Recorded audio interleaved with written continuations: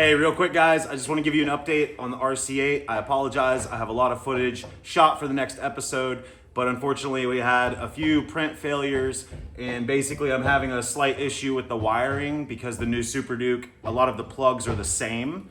So I don't want to connect anything incorrectly.